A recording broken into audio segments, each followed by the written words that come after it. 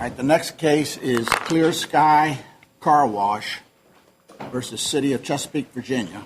And Mr. Grass will hear from you when you're ready. Just test the microphone first. There we go. You can assume any position up here you want that doesn't interfere with your vision.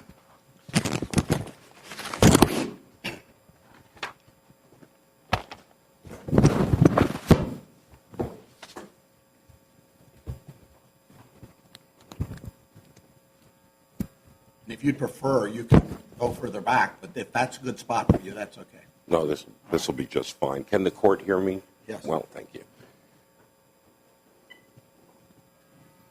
Your Honors, may it please the court, my name is Edward Grass, and I represent the plaintiffs and appellants in this matter, Clear Sky, including its owner, Sam Jackson, and other individuals and entities. It's important in understanding this case to look at an overview of what's really going on before we dive down into the statutes, which I think are fairly clear and explain this overview well. The small business owner, Sam Jackson, of a car wash business, had the business taken and essentially bulldozed by what I refer to as the city partners, the City of Chesapeake, Virginia, Virginia Department of Transportation employees, U.S. Department of Transportation. Well, they condemned it for an expansion of the highway, right? Correct. Okay. Correct. And the question, the overview here that's very important is that traditionally, takings requirements up through the 1800s and early 1900s, it was just that simple. You came in and took the property and went immediately to a just compensation hearing. That's what it is now. Didn't they deposit the money into court, and you can challenge it under the condemnation proceeding, challenge the amount, but not the taking? Actually, no, that's not correct. There were pre-taking requirements that have to be met, and that included... But that's a state proceeding, right? Well, it's a requirement before the state proceeding begins, and it's a federal requirement because there are federal dollars going to the... I understand, but I'm trying to get at the core. Do you have a condemnation proceeding pending now? There is currently a condemnation proceeding pending. And in that condemnation proceeding, you can challenge the appraisal amount, can't you? The appraisal amount can be challenged, that's correct. Right. And your argument is that the appraisal amount in that case, the state case, was arrived at in violation of federal standards that were imposed when federal monies are earned. That's partially correct. Because, again, we're jumping to the traditional just compensation phase. What the Uniform Act has done is require certain pre-taking things to happen in order to avoid unnecessary eminent domain just compensation litigation. So what the Uniform Act requires is an independent appraisal up front. It requires an independent review appraisal up front. It requires a discussion and correction of that appraisal when it's been identified to be an error, as happened here. And instead of getting that independent appraisal up front, it was a city agent who approved the review appraisal. And in fact, it's the same city agent who is negotiating in the litigation. And if it's a totally low and improper appraisal, you can get it adjusted in the state proceeding. Exactly, except for one small problem that's a very big problem, and that is the general lack of availability of attorney's fees. So what happens, and that's why you got exactly to the overview I wanted to get to, Your Honor. What's happening is the state, instead of getting a proper appraisal, can get a lowball appraisal and then force the party into litigation. And 1/3 to 40% of that just compensation is going to go to attorney's fees rather than to just compensation. What Congress wanted to do in enacting the Uniform Act was say, let's not have unnecessary floodgates open to litigation. We need to have you up front have this neutral appraisal so that my client could say, good enough, perfect. And in fact, remember, there's a deposit of funds. So instead of the $2 million deposit... these standards are set up under Title III, and you have to demonstrate that Title III created a cause of action under which is actionable by you. That is correct. And that's the rub of your case, really. Right. Really what it gets down to under the Uniform Act is whether Section 4655 creates an enforceable right. And it's not me really that has to establish it. The Fourth Circuit already has established precisely what 4655 means. You know, the simple question of 4655 is whether or not there are requirements that are imposed upon the state. And this court decided, and this is a quote from the City of Columbia versus Castle case, quote, "It is unmistakable from the plain language of 4655 that the states must comply with the land acquisition procedures specified in 4651. Well, that imposes obligations on the state, but how does that translate into rights for individuals such as your client? Right, because those 9 listed requirements in 4651, which are imposed on the states, which are then fleshed out in the regulations, require them. They shall provide an appraisal to this owner, to Clear Sky. They shall put a deposit into court for a proper, independently reviewed appraisal. Why? So that Clear Sky can take it. Has there any case in the country created a cause of action under 4655? In terms of Section 1983 creating a right, there's not been a decision that says specifically it creates a right. There have been, for example, the Third Circuit in Pietrino said that 4625 under the Uniform Act created a right of action. That's different. That's relocation. Right. I'm talking about under the policy 4655, which are the things that you argue were violated in this case. Right. The Whitman decision, which is specifically cited by the Fourth Circuit in its 4655 decision, said that allowed and found a cause of action under 4655 specifically. In that case, it was referring to the statutory provision 305. 305, 4655 are the same. And in that court, it said, look, based on these legislative intent cases, you can say that there's no cause of action against the federal government under 4651, but against the state, there is a specific cause of action.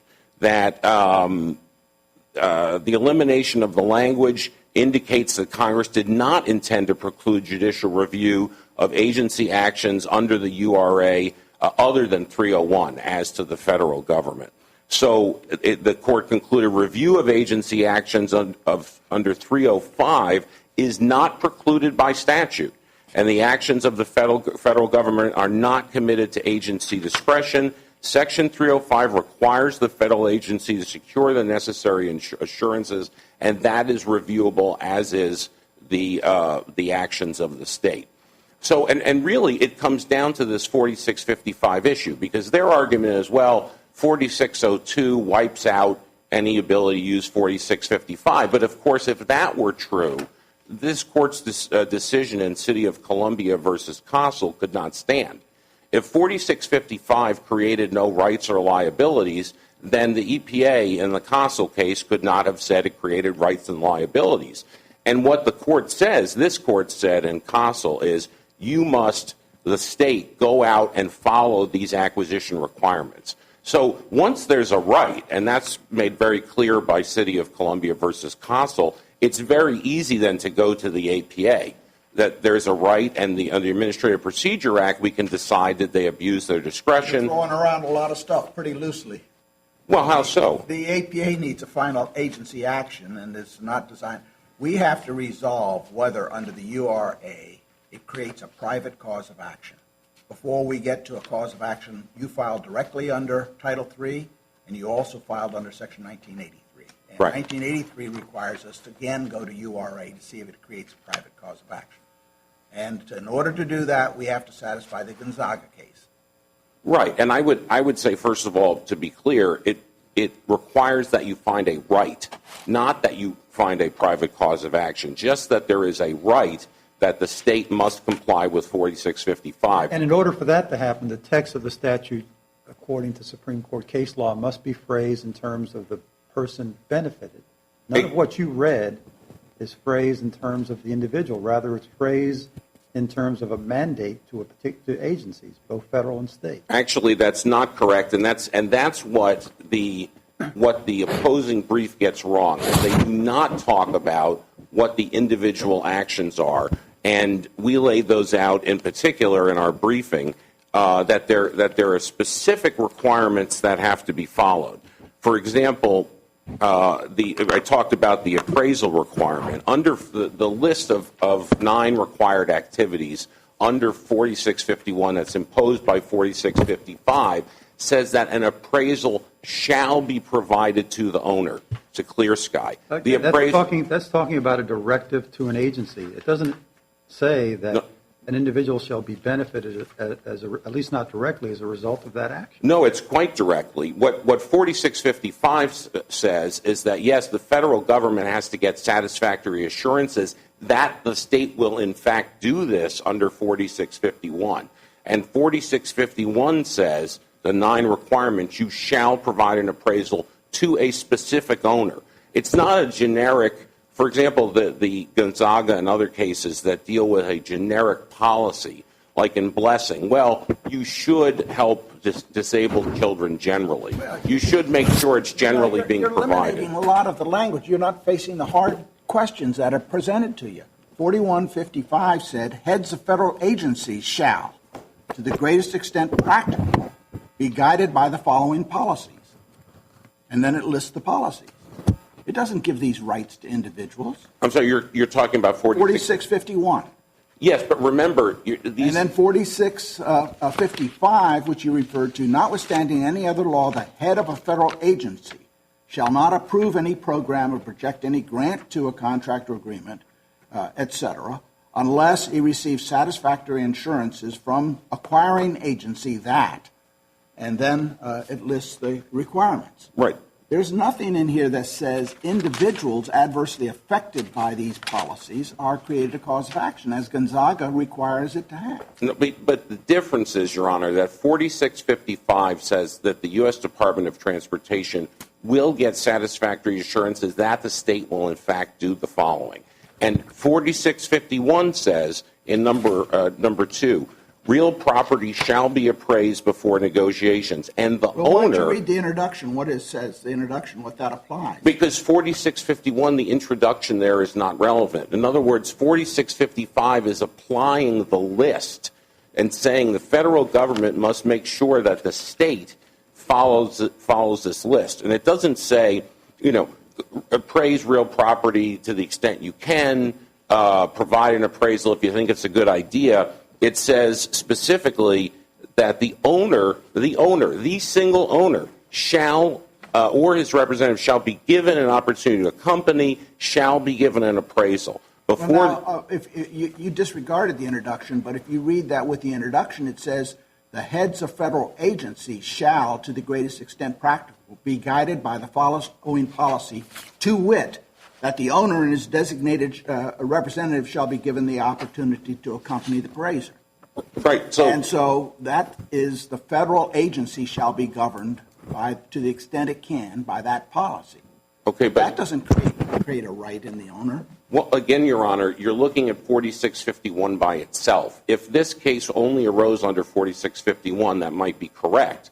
But 4655, the effect of it is the federal agency shall require the state that such acquiring agency, that's the city, shall in acquiring be guided to the greatest extent practicable under state law by the land acquisition policies in 4651. So the precatory... that's even clearer the other way.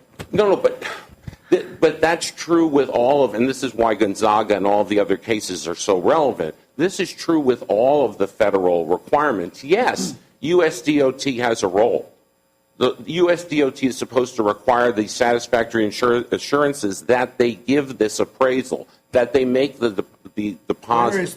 Where is the statement or and it has to be clear, according to the Supreme Court, where is the statement that Congress intended to give an individual a right to bring a lawsuit for failure to follow these policies? That's, I believe, Your Honor, a misunderstanding of what the Supreme Court has said about 1983. All there has to be... We have made clear, unless Congress speaks with a clear voice and manifests an unambiguous intent to confer individual rights, federal funding provisions provide no basis for private enforcement. Right, Your Honor, the individual right. 4655 says, federal government, you must make the states provide these individual rights. And there's a dual track here. There's no ability for my client to have, as was the case, for example, in the sea clammers case.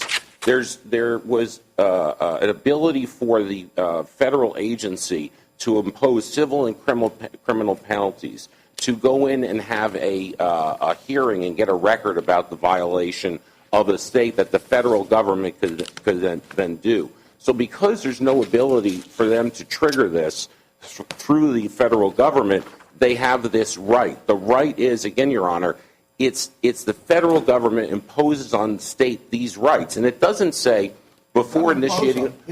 It's a funding condition. The federal government is providing funds to Chesapeake City to acquire this property. Right. And in providing the funds, it requires that Chesapeake City follow these policies to the extent practicable. Exactly, which means to the extent not precluded by state law.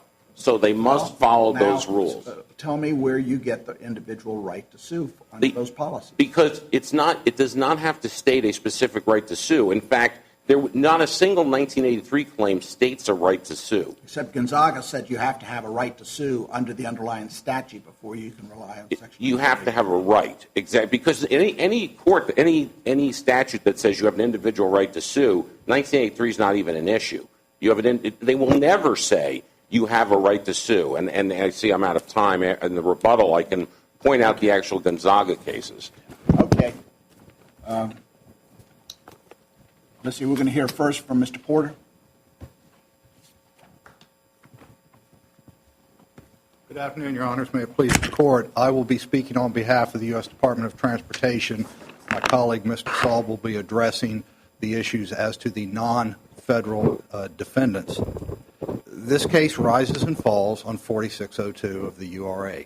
That's the beginning of the case. That's the end of the case. The only issue is whether 4651, the acquisition guidelines and policies, establish enforceable rights that can be remedied either through the APA, which is the claim against the federal defendant, or in addition, 1983, which is an additional claim against the non-federal defendants. So the only claim against the U.S. Department of Transportation is the APA, and the only issue is, are there enforceable rights that are created in 4651?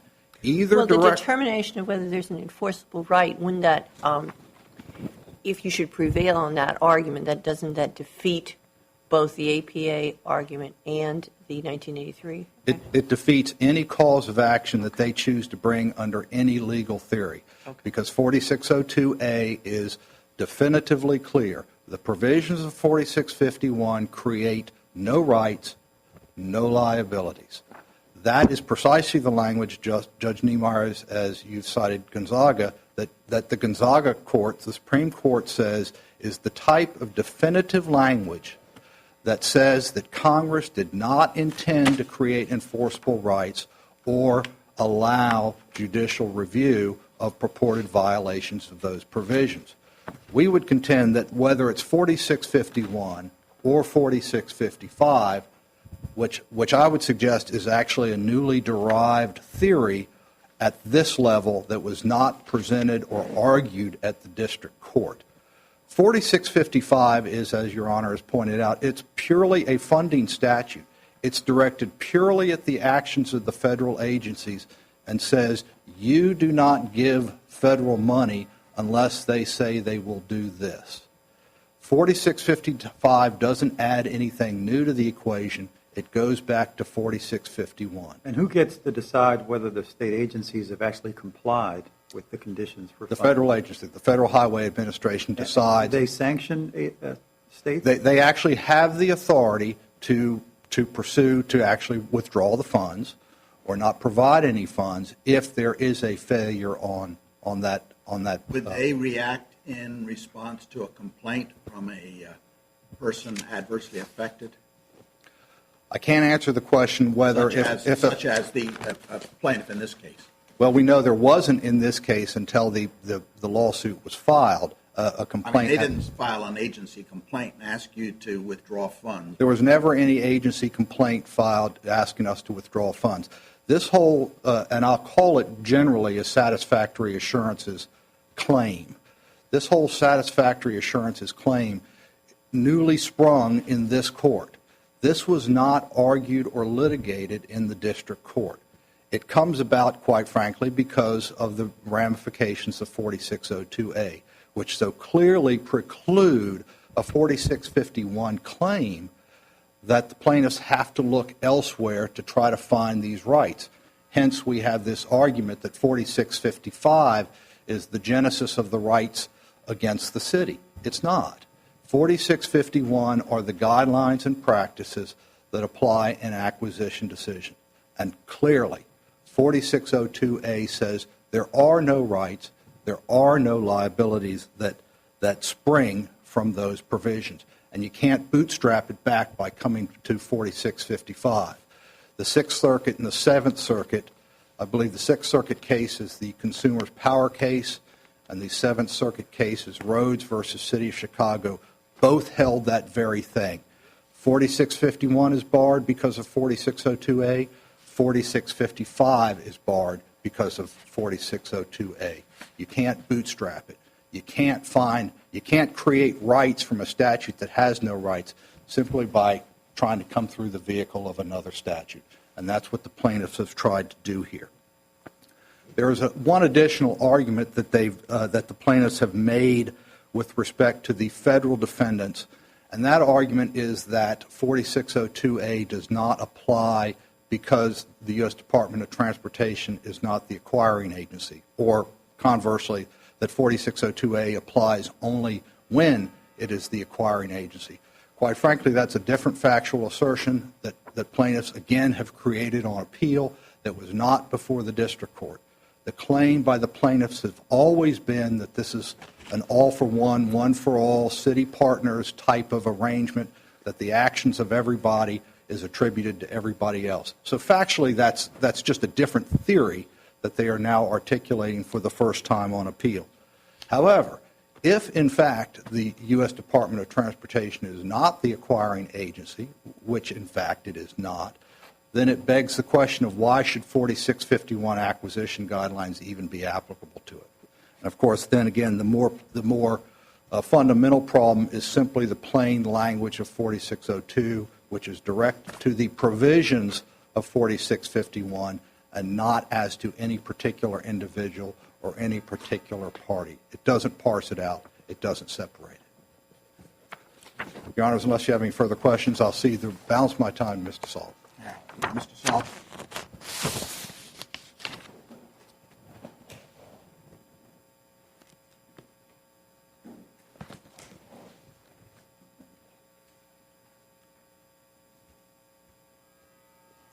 Good morning.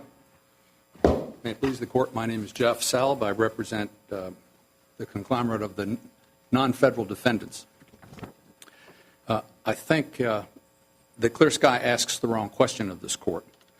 As provocative as the issue of impunity is that he has raised in his briefs, the correct question is the one that's already been identified, and that is whether the Uniform Relocation Act provides any right for an individual. The two questions we need to ask before we even get to that, or once we look at those questions, are whether or not this Court has jurisdiction and whether or not Clear Sky has presented a cause of action. And we respectfully submit that as the district court ruled, the plaintiff's case does neither. There is no right that is identified in the Uniform Relocation Act under the Gonzaga analysis or under the Delancey analysis, which actually follows or applies directly to the Uniform Relocation Act. There's no cause of action pled by the plaintiff under Section 1983, and there was no jurisdiction by the court below. I should note that we are not here by the plaintiff seeking a review of agency action, which is one of the criteria which must be met for judicial review under the APA.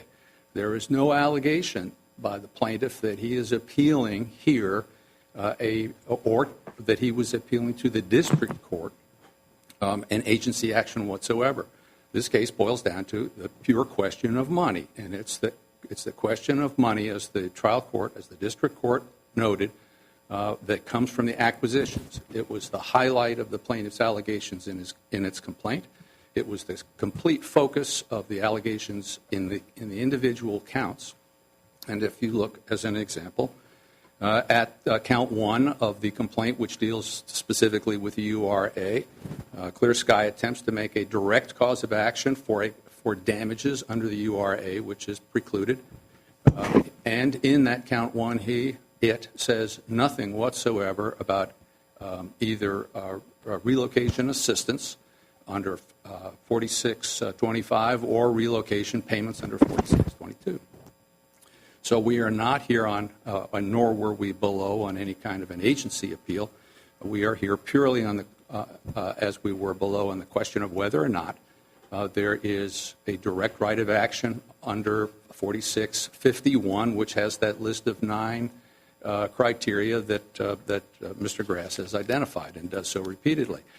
But none of those sections in 4651 address the question of a right. And that's the focus of the Gonzaga case, and that's the focus of the Delancey case. Clear Sky wants to get around the clear language of 4602, which specifically limits any cause of action by attempting to circumvent it by way of Section 4655. The Consumer Powers case from the Sixth Circuit directly addresses that and notes that it would be circuitous to say that the United States Congress granted, first stated there would be no rights whatsoever under Section 4651, and then turn around in Section 4655 and say, oh yes, but we will assert those rights and require those rights as to all 50 of the states.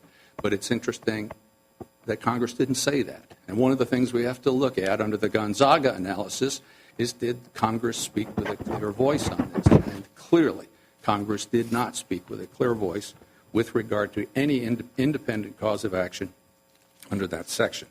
It's also interesting to note that the district court in that same case, the Consumer Powers case, noted that the court considered it a subterfuge to permit judicial review under Section 4655 by granting rights under 4651 in violation of congressional intent.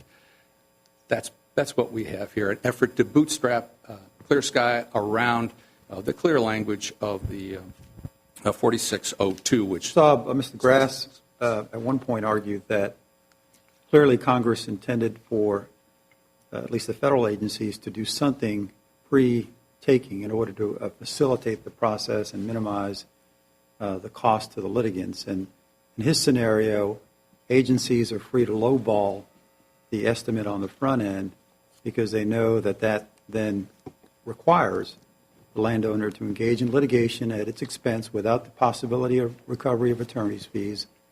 And that's the hammer that the agencies have to extract an unreasonable settlement.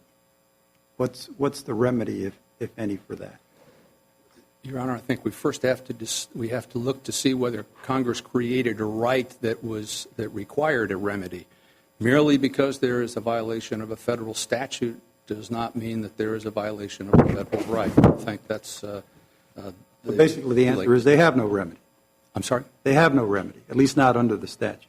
There is no remedy provided under the statute. There is there is APA review, not under the acquisition section, but under the other sections. And so there is specific provision and intent by Congress to allow that review for relocation assistance, relocation payments. Right, but they didn't seek that, and I suppose it's because they weren't really interested in that. What they were interested in is getting what they claim to be a fair appraisal on the front end. And if they're deprived of that, essentially your position is, oh, well.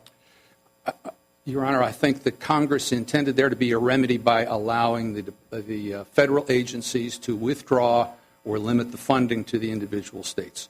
And it was Congress's intent to avoid having these federal agencies, it was Congress's intent to avoid individual litigation in all federal states, particularly against the backdrop of a long body of condemnation law. Are there remedies in their state law under certain circumstances where attorney's fees can be awarded? It's my understanding, Your Honor, that attorney's fees are available under state law in certain limited circumstances. In general condemnation cases, they would typically not be available, but that is the standard that we all deal with in most civil litigation. It is the standard, certainly in Virginia, under standard condemnation law. I think one of the, if I get this right, one of the exceptions is if there is an, I can't state it fairly, Your Honor. I know that if there is This an, sounded like it was under a quick take provision. it where may have they, been under that. Determine the amount, put it into court, and then take the property. I believe it's that, and then, but there are 2 or 3 limited situations where the attorney's fees are recoverable, and it's primarily if there is predominantly if the court dismisses it out of hand, so there's no foundation for it. In other words, they start the condemnation proceeding and then back out of it, and the city agency refuses to go forward with it. I think the attorney's fees, as an example, are recoverable in that. It sounds like they'd be recoverable against the landowner. Is that what you're saying? There are Recoverable limited instances. against the condemnor, Your Honor. Against I thought you the said city. that the landowner was refusing to go forward, was No, backing out. I beg of your it. pardon, Your Honor. Okay. I meant if the condemnor, if the city, for example, Condemned something and then said it was wrong. and they decide to back out of it, I think it's my recollection that is one of the exceptions, but there are a couple of others. All right. Thank you, Mr. Saab. Mr. Grass? Yes, Your Honor. Taking a couple of the key issues here, and then before getting back into 1983, the initial argument that you heard about 4602 killing 4655 is nothing less than a request that this court reverse the City of Columbia versus Castle case, because this court said that the plain language of 4655 embodies, and this is a quote, embodies an unambiguous indication that Congress, after weighing various policy considerations, says that compliance with the procedures should not be left to the grant recipient's own judgment, that's the state, as to its economic best interests.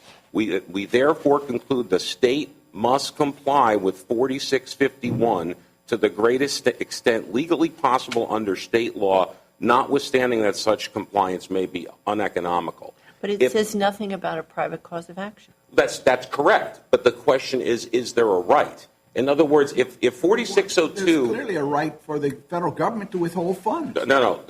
Under 4602A, he said that there's no rights or liabilities under 4655, period. It doesn't matter who brings it. But this court has already said, yes, unambiguously 4655 creates the right. And what's fascinating, Your Honor, you heard them rely on Consumers Power versus Castle, a Sixth Circuit decision. And you heard them admit, well, essentially the court said, in not so many words, yes, 4655 does create a right, but that would be contrary to legislative intent, so we're not going to allow it. And this court does not look at legislative intent. It looks at the plain language. I've briefed at length why I think the legislative intent makes very clear that 4655 was to create a right. But the first step, as Judge Niemeyer pointed out, is there a right? And this court in the Fourth Circuit on unambiguous language of 4655 says there is a right. The state must follow these considerations. Done. That's settled law. It's in we're in the en banc hearing room, but that's the law in the Fourth Circuit. Then the question is, and this Castle case is, again, it's legislative intent. Throw that. Every other case that they have that says 4655 doesn't create a right, every one relies on a legislative history from a Missouri case, district court case from 1975. Every case that Clear Sky relies on says the plain language of 4655 creates a right. There are 2 West Virginia Supreme Court cases. There's this court's Fourth Circuit case. The Fourth Circuit case relies on several earlier district court opinions from other jurisdictions.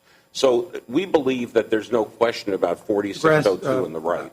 What language in Castle are you reading? I mean, the language that I have in front of me is, it's unmistakable from the plain language of Section 4655 that the states must comply with the land acquisition procedures. That's not the same as saying that an individual has a right to enforce compliance. Right, but the issue there is that 4655 creates an obligation for the state to provide these There's no requirements. question the statute says I don't that. think there's but- any disagreement about Yeah. that. I'm sorry? I don't think there's any disagreement about that. The state has an obligation. Right, the state, and they But have you not. don't represent the state. And the state has not honored those obligations. And the question is there then an ability to seek relief? And in fact, the Gonzaga. Let me address before I get to Gonzaga. The question of whether an agency action could be filed is frankly a disingenuous argument. Under the regulations, 49 CFR 24.10 says what you can file an agency complaint about, and it's about the relocation assistance payments, period. There's no other process to file a complaint. And so, again, the Fourth Circuit actually has case law on this cited in the brief that, yes, an issue of moving expenses, whether they've been paid, that separate issue, you have to exhaust an administrative appeal. But a dispute as to the interpretation of the statute, whether or not the satisfactory assurances have been actually received, whether the state is actually applying the requirements, all of that can be done immediately by an immediate action, which is what we filed. Now, the question in the Gonzaga case, well, let me go to Wilder first, which is one of the predicate cases to Gonzaga, which Gonzaga relied upon and reaffirmed. And in that case, the state must provide for payment of hospital services. It was a Medicare-related case, I believe. And the statute required that the state must make assurances satisfactory to the secretary that the payments are reasonable and adequate to meet the costs. Okay, that's exactly the same situation here. The state must make assurances to the federal government. We're going to make payments that are reasonable and adequate. Okay, but what are they assuring? They're assuring that they'll provide for payment. And so the Supreme Court in Wilder said that's a 1983 right. You have a right to get payment. So too here, the state has to give assurances that it's going to provide the independent appraisal, that it's going to provide the proper deposit. And so there's the satisfactory assurances part, but it's what those assurances have to do is provide the appraisal. And Wilder is directly on point. So why is it, what does Gonzaga change, if anything, related to that issue? In Gonzaga, the main issue was that there was a process for the injured party to follow. First, the non-disclosure provisions in Gonzaga talked about institutional policy and practice, not individual instances of disclosure. Here, there are individual instances of appraisal that the state must assure that it's going to, in fact, provide to my client with particularity. So Gonzaga was different. There's just an institutional policy or practice of non-disclosure. And if the individual is injured in Gonzaga, there's an entire process for them to seek relief from the system to file a complaint and ask for the FERPA to find that there has been a violation of the policy or practice, and then a record can be created, and then FERPA can actually take action. Here, there's no avenue for us to file a complaint about the agency action. They have to give assurances, the state to the federal government, that these individual rights will be provided. That's what this court said in the City of Columbia versus Castle, that 4655 imposes that list of requirements on the state. So it is exactly in line with Gonzaga. Okay. Thank you, Mr. Grass. We'll adjourn for the day.